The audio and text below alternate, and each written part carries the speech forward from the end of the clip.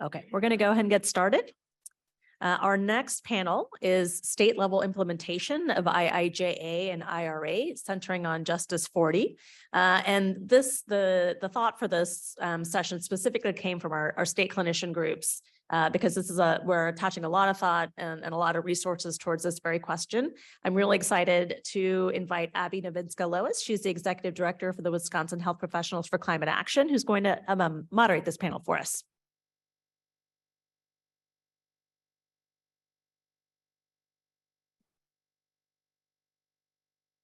It is an absolute honor to be in this room amongst amazing advocates. In 2019, I learned what it was like to experience climate change from a hospital bed. At that time, I was working as a bee researcher, and I had to wear long pants when I was working on the hives with my bee suit. And despite jugs of water and lots of rest, the reality was I was living in a small apartment with little airflow and no air conditioning, and there wasn't a lot of time for respite for my body to recover. Then on that Friday in July, an explosion at 2 MG&E substations in Madison cut the power of 12,000 homes and businesses during an excessive heat wave. And my house and the local neighborhood cooling center was one of them. Without the breeze of my window box fan and nowhere to go, the heat was like a blanket. I started to feel nauseous, and soon I was struggling to breathe. My hands were turning purple, and my husband made the tough call to bring me into the emergency room. After rounds of tests, we found out that extreme heat had severely triggered a new symptom complex of my autoimmune condition. As my care team worked to determine whether I should be discharged or admitted, all I remember was feeling so stuck. On one hand, the ER had power, and the cold air felt like such a relief beyond words. I thought maybe if I was hospitalized, I could get a real night's sleep and I wouldn't have to be plastered to the sheets with sweat. On the other hand, I was terrified of how I would manage to pay for my groceries if I was, hospitalized for the stay. That July highlighted for me not only the critical nature of acting on climate change, but the importance of growing resilience in our communities. And now I can truly say that I have seen what happens when people come together. As the director of the Wisconsin Health Professionals for Climate Action, I have the joy of watching health professionals from occupational therapists to physical therapists to social workers, clinicians, nurses, and more take on tasks that initially scare them or daunt them, only to come back with lights in their eyes, excited with ideas for their next talk, next op-ed, or initiative. And through a commitment to consistently sharing and learning together, our Wisconsin team has grown from just 19 health professionals to over 615 members in over 3 years. That brings us to this session. That brings us to this session today. In the last 2 years, the two most significant pieces of climate legislation in U.S. history, the Infrastructure Investment and Jobs Act and the Inflation Reduction Act, have passed Congress. Models show that this clean energy plan will save over 3,900 lives annually and lower greenhouse gases by 40% through programs such as expanded transit, changes to the grid, sustainable agriculture, justice grants, and more. These bills are honestly so large that we could be here for hours just delineating all the programs in them, and none of you want to hear me talk that long. So let's just look at one of the avenues. Under the Clean Energy Plan, here are a few things that could happen with homes and buildings. Up to $14,000 per household is available in upfront discounts, tax credits, and low-cost financing to switch to electric appliances and energy efficiency upgrades, and that's up to 100% of cost for some low-income households. Households can install rooftop solar, home batteries, and geothermal systems for 30% off. There are investments in affordable housing, rentals, and commercial buildings. And on the right is a figure from Rewiring America's Go Electric Guide, which features multiple case studies of how families are planning to implement decarbonization in their homes on multiple income levels and budgets across the country. The numbers you see here on the headings are what the household would pay after utilizing the benefits from the program. So as you can see, multiple of them are zero. So that is a huge win. So before we dive deeper into our discussion today, I want us to pause for a moment and truly celebrate how far we've come. So many of the people in this room and with us virtually stacked meetings with the representatives in between patients, knocked door to door to get out the vote, wrote letters, conducted supportive research, and so much more. Some of you have even dedicated your whole careers to setting the stage for these massive investments today. So let's take a moment to congratulate yourselves. And if you're online, please share an emoji or a word about how you felt when these passed in the chat. And for those of you here, take a moment to applaud and express gratitude for each other. Thank you so much. It is important for us to continually reflect on these moments and celebrate them as we enter this new phase, especially because our work is not done. These investments are the beginning, and these bills aren't perfect. If we don't protect these programs for climate, health, and equity, some federal dollars could be used for expanding fossil fuel infrastructure. And that's why I'm absolutely thrilled to be joined by an astounding set of panelists today that will share lessons learned from successfully implementing projects on the state level. Our first panelist, Adrienne Hollis, is the Vice President for Environmental Justice, Health and Community Revitalization and Conservation at the National Wildlife Federation. With more than 20 years of experience in the environmental justice and public health arena as a toxicologist and attorney, she works at the intersection of environmental racism, justice, health disparities, and climate change. Our second panelist is Matt Casale, who oversees PIRG's toxics, transportation, zero waste campaigns, and leads PIRG's climate program to promote a cleaner, healthier future for all Americans. And we are also lucky to have with us Jessica Hinshaw, the program manager of the environmental health in the population health division of the National Association of Community Health Centers. In her role, she works to engage community health centers in environmental health and oversees initiatives in solar power, climate resilience, and food security. And so I'd like to invite Adrienne, Matt, and Jessica to please join me on stage. And Adrienne, I'd love if you could start by sharing your work to address health equity.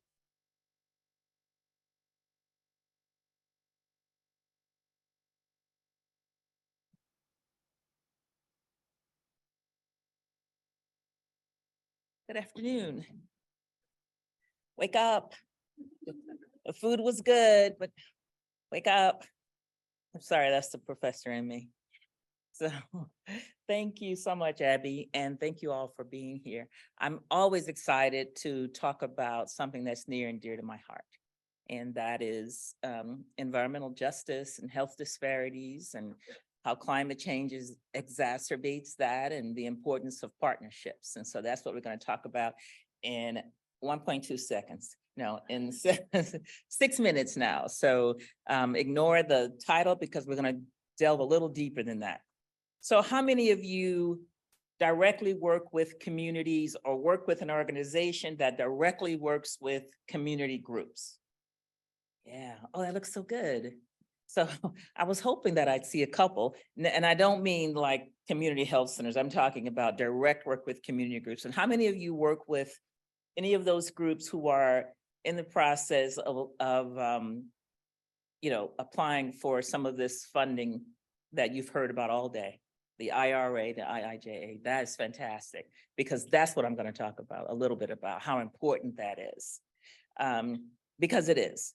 These communities, as you've heard at lunch, I started to say, stop talking because you're doing my presentation, because everything he was going to say was so on point that these communities are disenfranchised. They have more adverse, health challenges than the average person because they live in close proximity to these facilities, but also because they're exacerbated by climate change. And it all started with systemic racism, right? That they were placed in areas that were more prone to flooding, that were later chosen to be areas where fossil fuel facilities decided, hey, this is a good area to, pollute, or whatever the case may be. And so those are the communities that I work with. And I wanted to just give you an example in case there's any doubt about how important health professionals are. Years ago, I know I look young, but I was an infant when I started this work. But years ago, I was working with a community in Tifton, Georgia. And we were just trying to address some of their health concerns. And we could not find a physician who was willing to stand up and talk about the health effects from occupational exposure in the workplace. They just would not do it because they were getting threats from the opposition. And also some of them were were offered more money, not to do it. And so the communities didn't have the support of the health community behind them, right? And that's really important. It was more important back before community science was recognized as important. And so the issue was always, there's no data, there's no health data. You're just saying that. Just because everybody on your street died from cancer, it's not a cluster, things of that nature. So in another community I was in, well, first let me go back. For that community, we eventually found an occupational physician. It was a classmate of mine from Meharry Medical College who now does occupational medicine full-time. So that was a blessing. And he wasn't afraid to speak out on behalf of the community. So that was a great thing. In another community in Florida, I don't know how many people heard of Florida, but in Escambia near Mount Dioxin, I remember we had a meeting and a guy came to the meeting, just a resident, and he had a bag, just a brown bag, and he poured it on the table in front of me. And I'm going to say it was about 20 bottles of medicine. And he said, the doctor doesn't know why I'm sick, but he's treating my symptoms because he knows that that's important or I could die, but he doesn't know what's causing it. And they were living right in the donut of death, so to speak. From hazardous waste contamination. So, that's why it's important. Now, even the fact that now there's a huge push, a huge focus on cumulative health effects. Yay, that's a good thing. Everybody clap. That's a good thing. Cumulative health effects, which is something community's been talking about forever, right? And now we're looking at it. And the medical professionals are like one of the most trusted members of the public. That and your for some people who you're a religious leader, but people listen to you, and that's another reason why it's important. So I'm gonna see how to do this. All right, so I'm not gonna do it. I'm not gonna talk about it. I know you've heard about it all day. So don't get upset. I do want to sort of, I think about a lot about where my work is going to be impacted, right? And you've already heard, Jalon laid it out. Dr. White Newsom laid it out last night. I was on the call. I was like, yes, let's say that, and I texted with her afterwards. It was so good. And what I put in red for the IIJA, these are areas that I know communities could benefit from, right? And I specifically talked about the health and human services programs and all that encompasses. And then I went over I looked at the Inflation Reduction Act and talking about when we combat the climate crisis, for example, we're talking about things that exacerbate, when the weather's bad, when there's a hurricane. For example, in Texas, in Port Arthur, Texas, there's a facility down the street from one of my community partners. And when hurricanes hit and there's bad weather, these tanks that formerly held liquids that were contaminants would, it's sort of like rinsing them out. And then all of that contamination would run down the street. And in the street that means they were running into the communities, right? And people's homes were flooded, which now means that the inside is more contaminated than it was prior to that. And that's in every year, it just gets worse. So I just thought about how important this is. And I wanted to just put it up here because how many people again said that they work directly with communities trying to get some of this funding? A few people, 2, 3, not. So the problem is, I've been to 3 different sessions where the whole purpose was to prepare community members to apply for this funding, right? And it's like training and whatever, and identification of partners. Not one had a health professional listed. on there as a partner. And I'm like, how can that be? How are you going to address issues? How are you going to measure success? You know, how are you going to say that there was a decrease in health disparities and then that? And so I heard somebody talk today about, I don't have time to do all the things somebody suggested about reading things. So what I'm asking is also going to take time, and that's to become involved either through an organization or on your own and at the beginning, you know what I mean? So I wanted to, okay, so I don't know how to, we'll see how this works. I don't know how to call this up. Anybody want to tell me how to, I don't know, how to get that to help me? Newfangled stuff. Oh, look at that. Thank you. So this first one is, this is the work that you're going to have to do. Find out what's going on in your neighborhood, y'all. This is the only thing we have, the latest thing we have. This is from the Climate Action Council, and it lists, supposedly lists where money has been allocated or planned to be allocated. We really haven't gotten information. I can't find it. I've been trying to find information on who's already gotten funded and, where do they live? What did you fund? And nobody has the answer. Well, I'm sorry, somebody has it, they're not sharing it. And so that's one of the things I would ask for you to ask is transparency and accountability, right? And oversight so that we make sure that this is going where it needs to go. So this is, in this map, you can go and look at the good thing, the neat thing about this is that you can click on an area and it'll tell you how much money. And I'm like, yeah, but who got it? I need to know who got it. And this isn't really what the people I work with need, right? So this is where I'm saying, here's a tool that you can use to go and find out what's happening in your neighborhood. And then here's another one. And you can plug in the category, eligibility, and the agency for your community or state. And some of you already know this because we already know states are on the front line doing the work.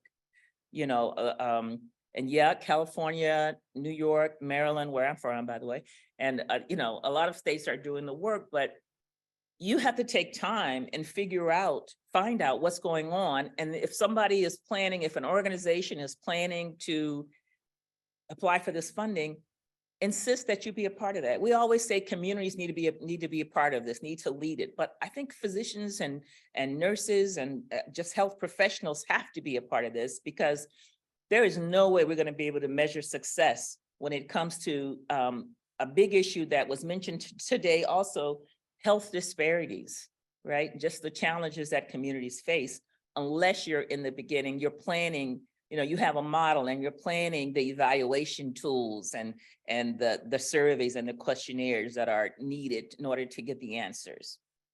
And I think that's the end of my presentation. Thank you very much. And I'm going to. Thank you so much for sharing those tools. Those were great. And next we will go to Matt to share lessons learned from a clean bus program. Thanks, Abby. And pull up my notes. Very excited to be here. I was thinking, Abby, when you were talking about how we all felt when the Inflation Reduction Act was passed, which was, for a lot of us, the culmination of years of work. I was on vacation at the Jersey Shore with my family, who was all wondering why I was inside watching C-SPAN instead of out on the beach with everyone. But I thought it was very fitting, given we were at a place that is very much in danger of not being here for much longer if we don't take the action that we need to, and really felt a renewed sense of hope moving forward. And now, of course, the rub is in how well we implement it, right? Again, my name is Matt Casale, and I'm the Environment Campaigns Director with PIRG. That's the Public Interest Research Group. I work at the national and state levels to implement policies that lead to cleaner, healthier world where we're freer to pursue our own individual well-being and the public good.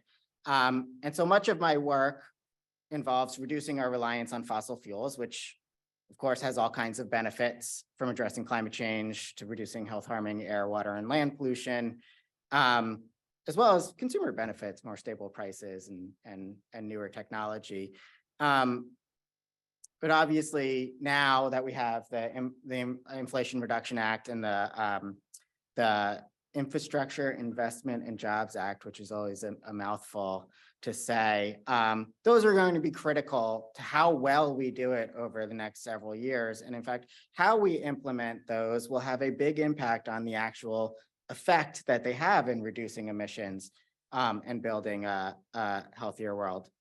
So I want to talk about one program right now from the IIJA, the infrastructure bill, that has started to be implemented, and there's some lessons to be learned, and also some opportunities to do more with it.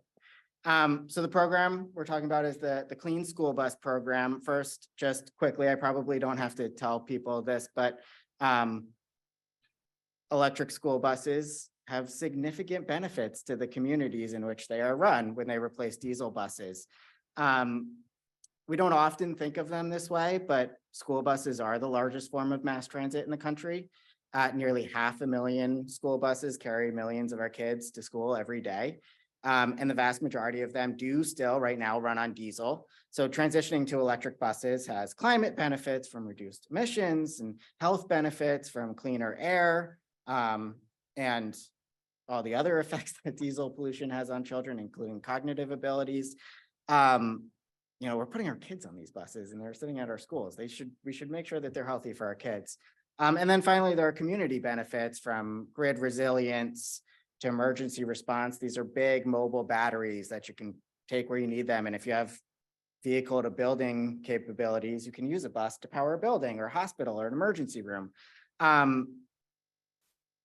So exactly the kind of thing that we should be investing in and incentivizing and spending our money on. And so that's the idea behind the Clean School Bus Program, which is an EPA-run program created by the IIJA. It included $5 billion over 5 years to fund grants to school districts and other school bus operators around the country to purchase electric buses and charging infrastructure.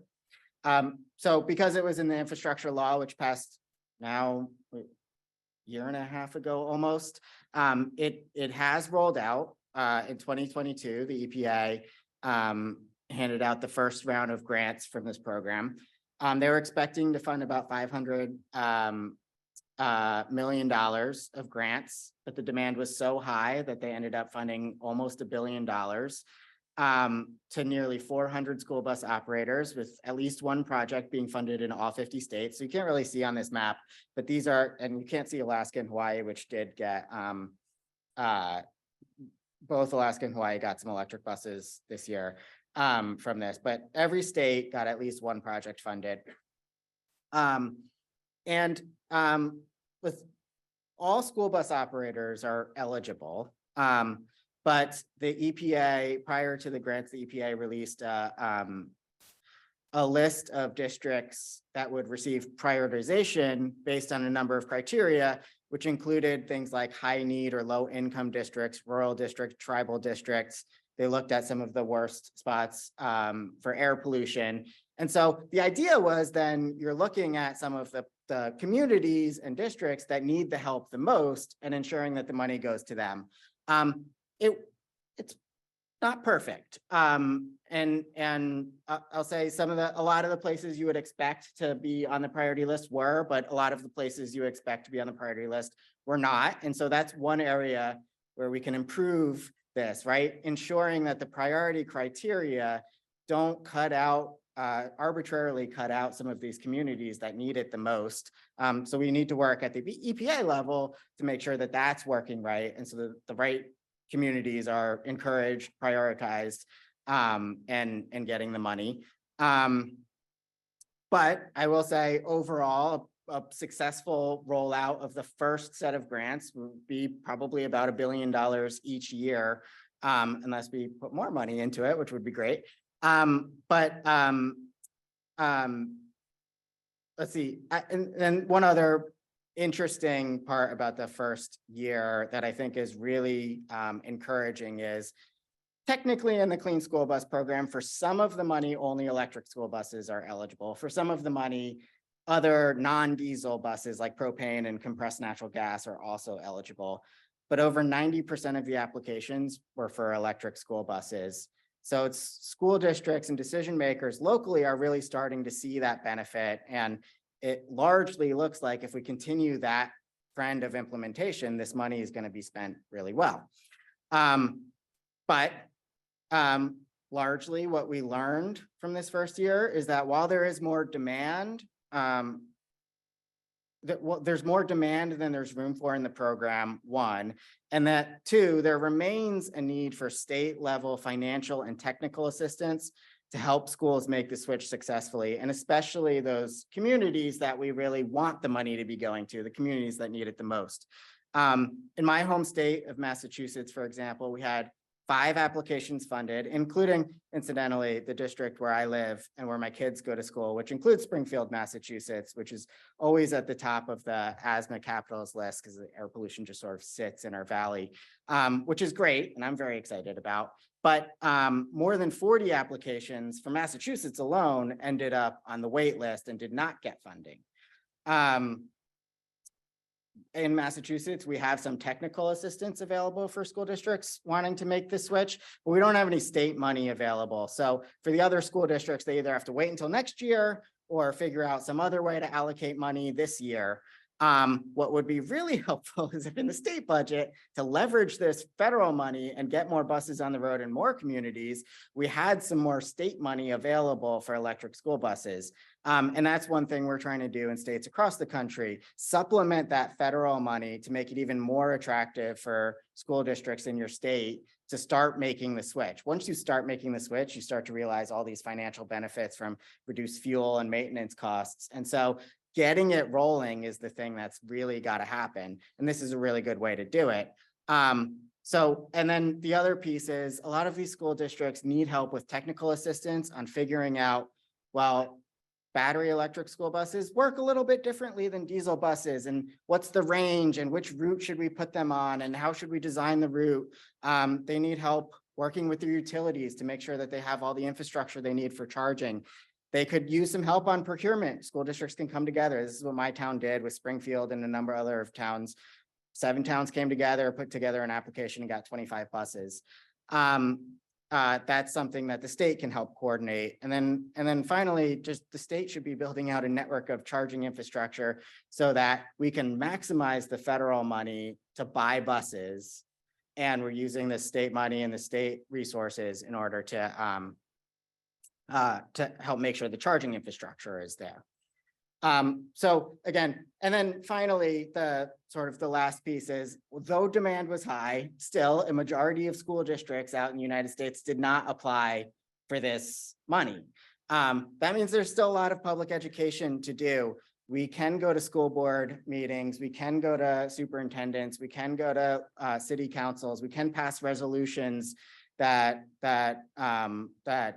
require the school district to make a plan to get to 100% all electric buses. All of these local opportunities to increase the education among both the public and the decision makers then helps move us closer towards getting all those school districts or bus operators to be applying for that money. So an exciting program, a really exciting year where almost $1 billion is going to get thousands of electric school buses on the road. But we've still got $4 billion in the budget, hopefully more eventually. We should take the next 4 years to really leverage that money, maximize that money, and make sure it's getting to the communities that need it the most. Thank you.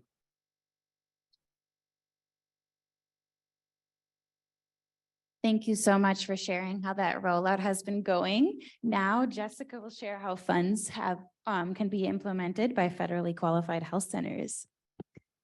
Hi, can everyone hear me okay? Okay, great. Hi, everyone. My name is Jess Hinshaw, and I am the Program Manager of Environmental Health Initiatives at the National Association of Community Health Centers, which is kind of a mouthful, so we just say NAC. So I'll just use that acronym throughout the presentation, and just want to say huge thank you to the Medical Society Consortium for hosting this amazing meeting. I have learned so incredibly much, and I'm just, constantly taking photos of the screen and all the presentations that people are giving. So thank you so, so much for allowing me to join you today. And so I'm here to talk about our Community Health Access to Resilient Green Energy Partnership, and we're calling this the Charge Partnership. But before, and this partnership is all about helping federally qualified health centers access, tap into the IRA funds so that they can install solar microgrid systems at their facilities. But before I jump into that, I just wanted to see by a quick show of hands, do we have any folks who work at community health centers in the audience? Awesome. Okay, so a few, and I had the great pleasure of sitting at the community health center table at lunch, which was kind of fun. But I'll give a little bit of background about community health centers.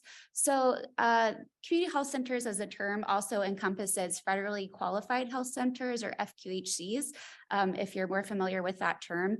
And FQHCs are 1,400 different organizations that operate at over 14,000 service delivery sites across the United States. They provide primary behavioral and dental health services. And last year, they actually served over 30 million patients in the United States and our territories as well. And so federally qualified health centers, the patients that use those services, 90% of those patients are people with limited income, and also the majority are communities of color. And actually, federally qualified health centers got their start during the civil rights movement as a way to support Black communities who did not have access to healthcare. And federally qualified health centers provide health services, those primary health services, to patients regardless of their ability to pay, and they do have a sliding fee scale. So the patients and the communities that federally qualified health centers work with are the ones that are hit hardest by climate change. They are working in those communities that were historically redlined and have been systemically marginalized by racist policies. So kind of with that background, I'm going to jump into our Charge partnership. So probably some of the lessons that we're learning are applicable to the broader healthcare sector in general, but there are essentially three issues that we have noticed when it comes to accessing resilient green energy. The first issue is that unfortunately our power grid in the United States is becoming more unreliable year over year, and we are unfortunately facing just a barrage of different climate and weather disasters and events that can knock out our energy and power supply, and especially in those communities that have been historically redlined. The second major issue that we're seeing is that, and as many of you know, the healthcare sector contributes to climate change. In fact, about 10% of greenhouse gas emissions in the United States come from the healthcare sector, and community health centers, play a big role in that. And so we are ironically and unfortunately contributing to the very problem that's impacting our patients' health and our community's health. And then the third thing is, again, unfortunately, our energy prices are increasing year over year. And so at federally qualified health centers who operate very tight budgets, what they want to be doing is providing patient care and patient services to folks who need it. They don't want to be spending more money on energy bills. So as a solution to all of these issues, we want to help community health centers access solar panels and backup batteries to have a solar microgrid system as a way to kind of respond to all of those issues. So we are a partnership of 3 different organizations, and I'll kind of go over each of our roles. But in this partnership, what we're hoping is that we will provide a turnkey solution for community health centers and act as kind of like a one-stop shop where they could come to get advice and resources, and even support with financing so that they can quickly install solar microgrids and backup or solar microgrids, which include the solar panels and backup battery systems. So first we have the National Association of Community Health Centers, NACMI organization, and our role is really to do some outreach and education. And we also have a federal policy team that's working, on the Hill to advocate for policies for surrounding renewable energy and overall, climate change and environmental health. We have a second partner called Capital Link, and they have an affiliate called Capital Fund. They are a CDFI. And what they're in charge of in our partnership is raising capital, managing, creating a capital stack of funding, managing that fund, and doing business development. And then we have a third partner who's a technical partner known as Collective Energy. And what they are in charge of in our partnership is designing, installing, overseeing permitting, and potentially owning and monitoring the solar panels and backup battery systems. And I'll get into a little bit of kind of our different models of how this could operate. And this isn't the only way this could operate. We're also exploring other options, but these are kind of some of the three major ones. So a community health center could come to us and say that they have enough finances that they want to go ahead and self-finance their solar microgrid system. And if this is the case, how this could work is they could come to our partnership. We basically help them design, install their solar panel and backup battery system, and then they can directly receive the IRA tax benefits to their organization. But still, we want to provide our services as kind of like a one-stop shop for them so that they don't have to be spending lots of time looking for who can install, who can do the permitting for them. So it's just supposed to be kind of like an easy go-to solution for them, because we know everyone is so maxed out with their time and energy and resources. We want to try to make this as easy as possible. The second option is an energy service agreement. So if a community health center is interested in this option, our partnership would finance the solar microgrid system using our capital stack of funding.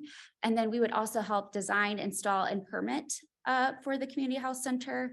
And then what would happen is that our partnership charge would sell the power generated at a fixed rate back to the health center, which is still more favorable to them than if they were just, connected to the normal grid.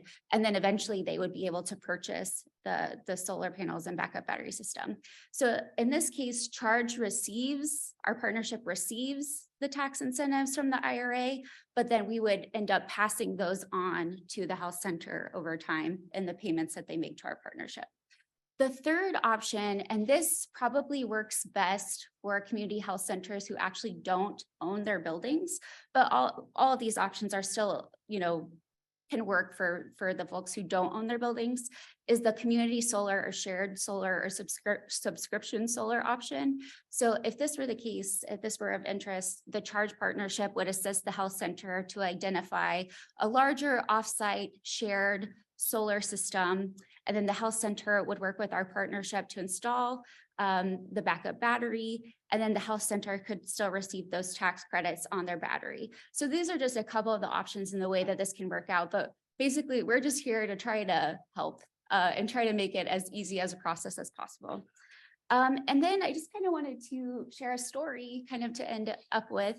And this is kind of the vision of where we're hoping community health centers can go. And this is a story from Crescent Care in New Orleans, Louisiana. So in the aftermath of Hurricane Ida last August, unfortunately, 19 residents of New Orleans died from excessive heat exposure, lack of oxygen, and carbon monoxide poisoning. So as is the case with most climate and weather disasters, the deaths don't necessarily occur from the disaster itself, but the after effects and the fact that our infrastructure isn't prepared. So because of this situation, an initiative called the Community Lighthouse Initiative was born. And this creates a community-wide network of nonprofit resilience hubs. So Abby mentioned earlier, like a cooling center that was available in her community. That's what they're hoping to form with this Community Lighthouse Initiative. So it's a partnership between faith-based organizations, the Community Health Center, Crescent Care, Direct Relief, which is a nonprofit organization, and also Together New Orleans, which is another kind of advocacy and nonprofit organization. And what their idea is to equip all of these local organizations with commercial scale solar systems and backup battery capacity so that everyone in New Orleans is within a 15-minute walking distance to a resilience hub. And so and the idea is eventually not only would this provide access to like heating and cooling in times of emergency and a place where people could go to charge their devices, but it might also grow beyond that. So it could also be a place where people could access food and healthcare resources and behavioral health services as well. So yeah, please visit our website if you have, more interest or have questions for us. And then this is actually, I'm happy to share out my card, but this is the person at NAC who's directly in charge of this partnership. So thank you so much.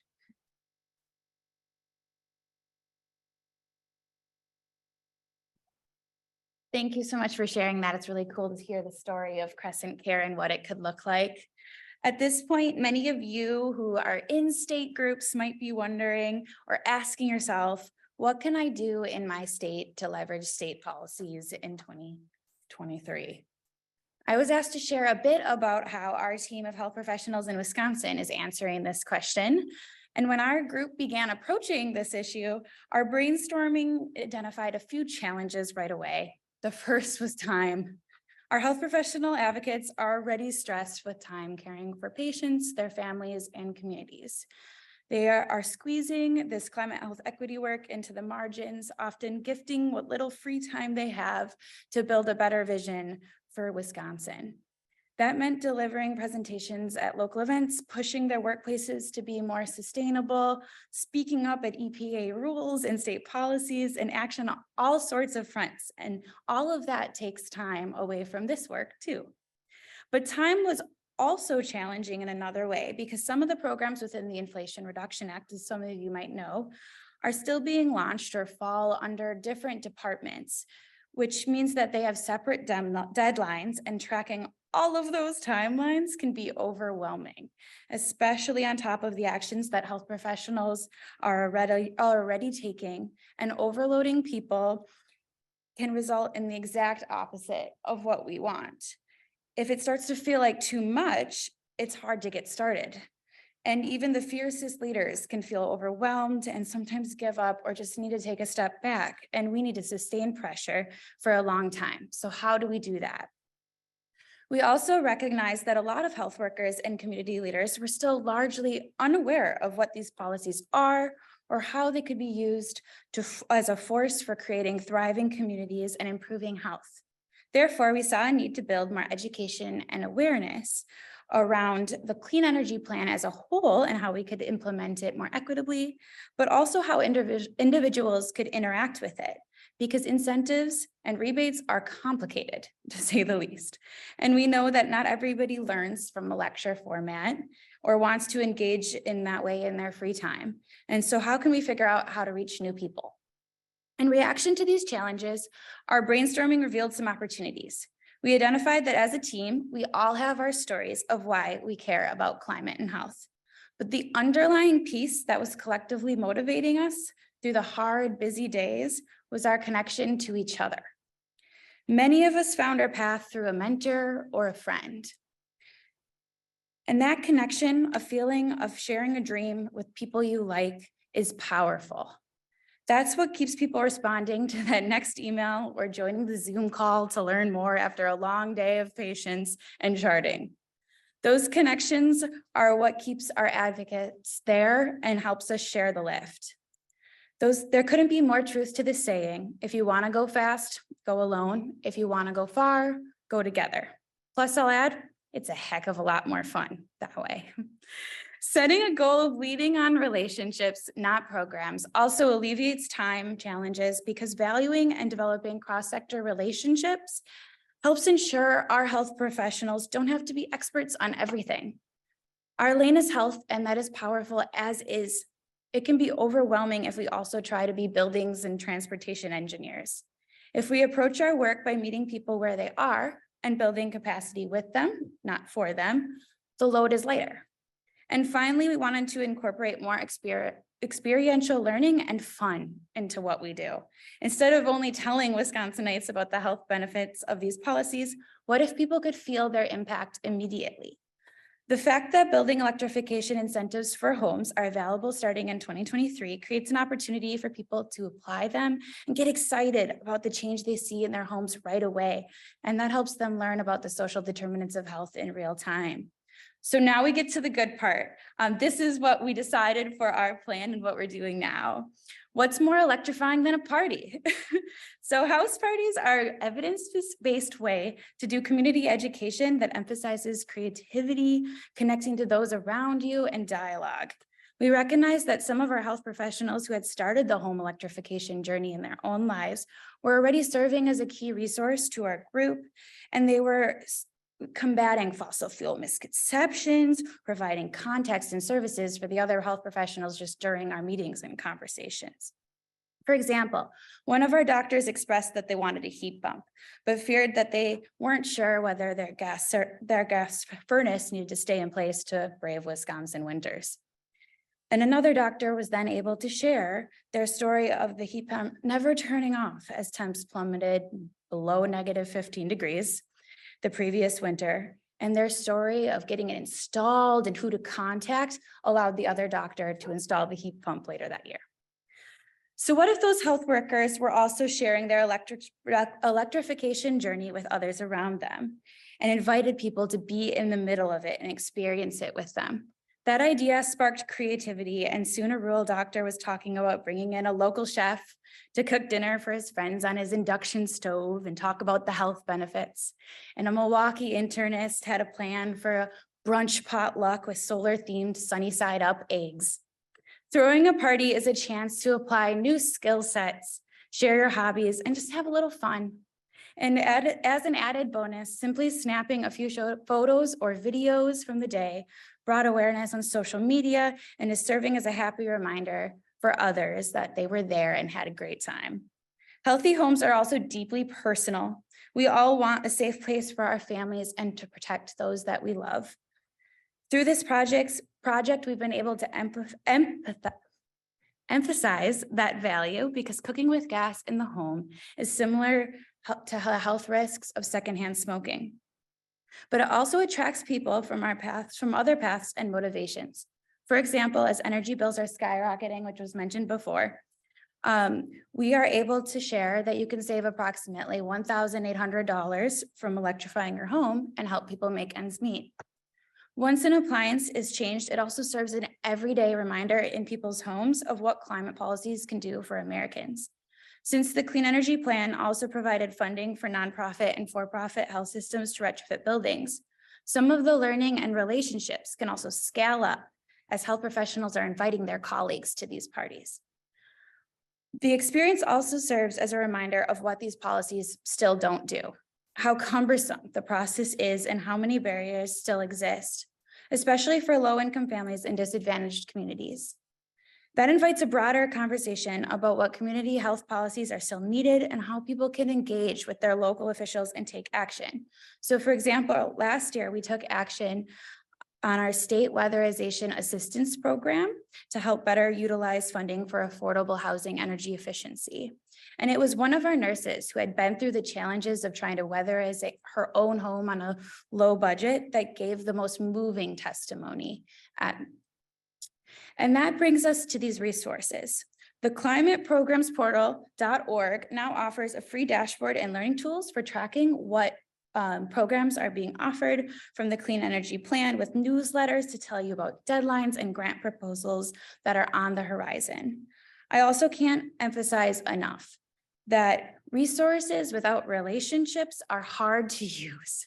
We all know that feeling of opening a great website or finding a 30-page report and storing it to read later, only to realize weeks afterwards that we never got to it. Our group was only able to weigh in on the affordable housing programs because we are part of the Midwest Building Decarbonization Coalition, which helped keep us informed and enabled us to act. So like was mentioned before, those partnerships are so important because they can also keep us in the know and help health professionals have a voice. So I encourage you to find coalitions and groups that exist across the country and join one of those teams that aligns with your goals. And so with that, if the audience would start lining up at the mic for questions, I'm going to start the conversation with just asking one question to our panelists, and we'll go from there. So panelists, are there strategies you anticipate that polluting industries will employ in order to use these funds? How can health professionals best intervene?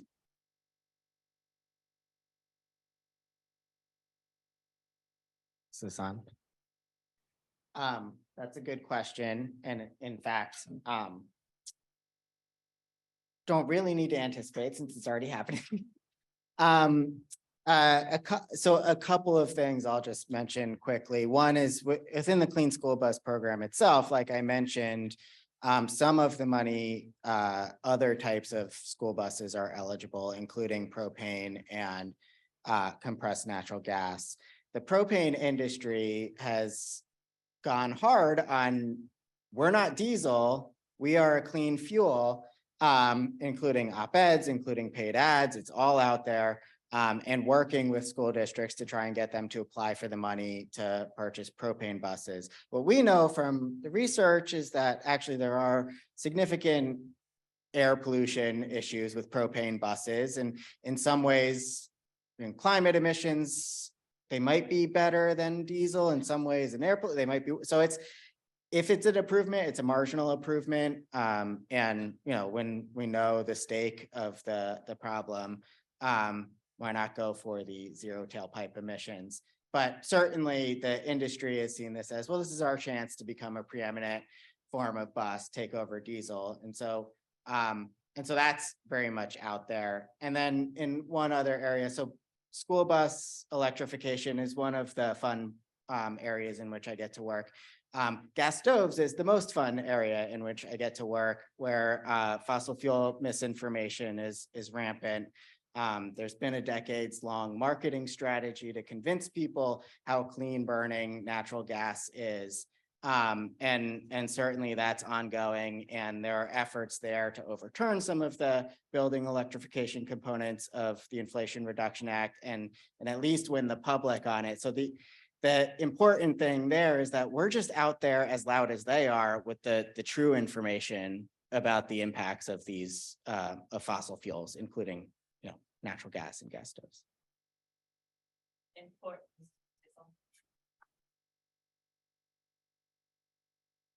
I had to talk to it.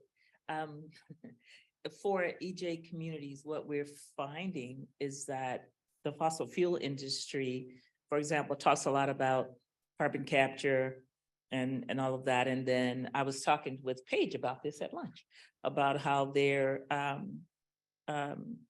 planning incentives to get communities to come in and listen to what they have to say. And, of course, as was mentioned earlier, funding is an issue. So yeah, you're gonna go. I would encourage you to go, get the money where you can, and then use it for what you need it, but go, and so it really is not gonna serve a purpose. But what we learned, what I've been hearing and what I already know is that we're already behind. The industry already has applications ready, to get this funding, and we, the communities, are just pulling together. And what the health sector can do, the health industries, two things. One, make sure that these stakeholder groups are holistic, meaning that you are part of it, that there's a health component and that I mentioned earlier, but also when there are issues like carbon capture and sequestration or whatever it is, and their potential health threats, talk about it, be verbal, be present. And also, let people see you on the Hill or in your state and local agencies, talk about it and say, yeah, that I hear what you're saying, but this is a threat to people who are already at risk from, whatever exposure. So it's just, that's all part of partnership, right? Is being supportive and being there. So. I don't have much to add. Those were really great responses. And this is kind of maybe like a little bit of creative interpretation, creative freedom in interpreting this question. But, not every state has favorable solar policies. not every state has favorable net metering systems.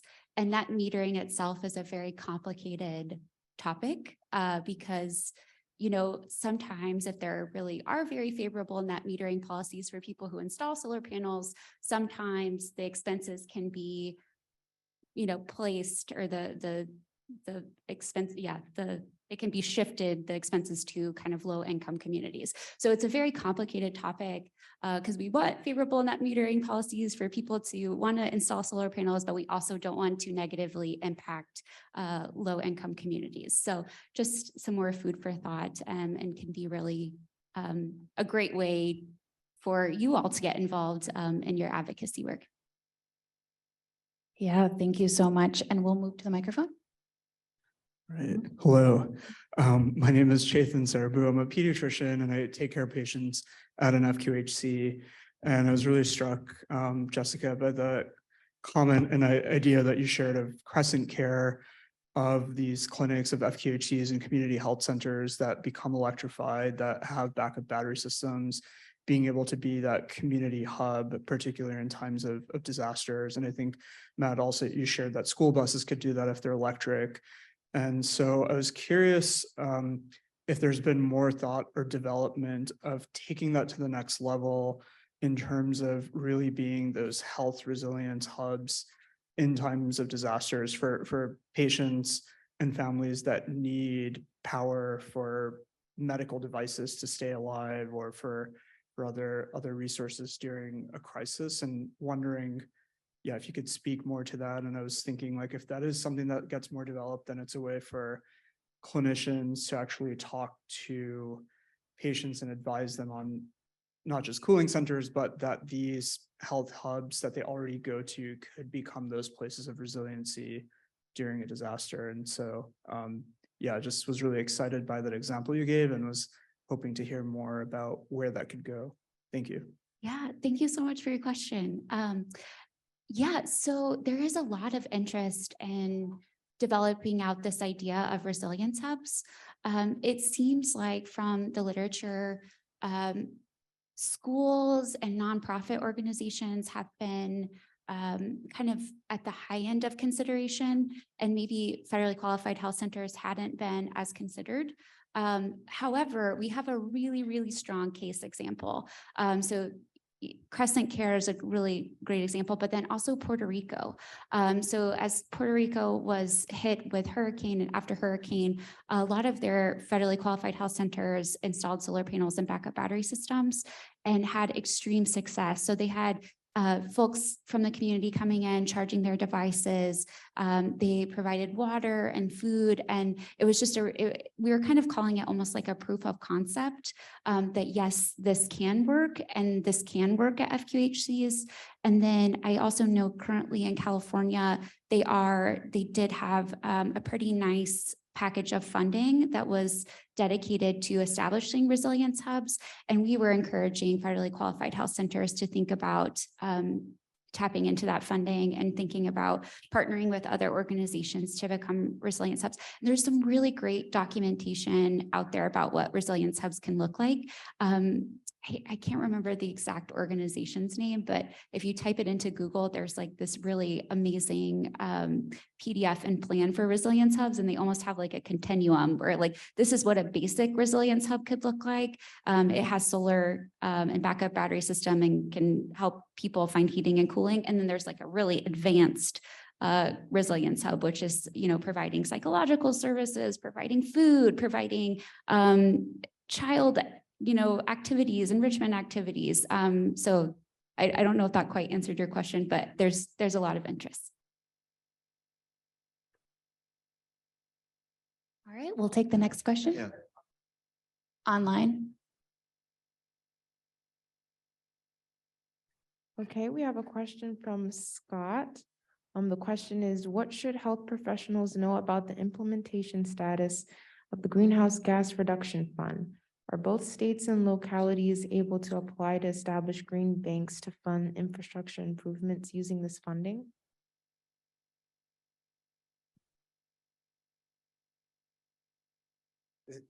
Yes, this is a complicated answer with a lot of regulatory action ongoing. But generally the answer is yes, the guidance is coming out now. And I think there have been some pots of money through the program that are opening. But really the key is going to be sort of paying attention to when the money starts coming out and where it's going. And happy to, if you email me after, go into it a little bit more, but yeah, it's generally yes, but complicated. All right. Well, with that, we unfortunately have to call it because we are at the end of our session, but our panelists will be sticking around. So if you have any questions for them, please feel free to catch them after the session. And thank you so much.